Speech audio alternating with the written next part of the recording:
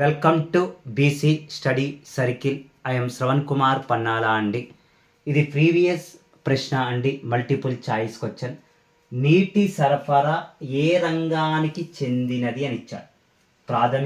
ప్రాథమిక sector, secondary sector, tertiary sector, public sector. Okay అండి. Water supply అనేటువంటిది primary, secondary, tertiary, public sector. చాలామంది water supply అనగానే primary sector అనుకుంటారు. కాదండి, ప్రైమరీ సెక్టార్ కాదు.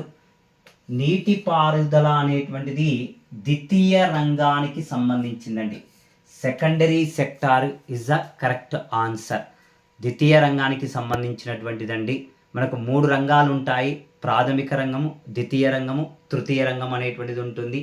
నీటిపారుదల అనేటువంటిది ఇది మానవ నిర్మితాలండి. చెరువులు, కాలువలు అనేటువంటివి ఇది ఏ రంగం కింద పరిగణిస్తామండి అంటే సెకండరీ సెక్టార్ కింద పరిగణిస్తాము.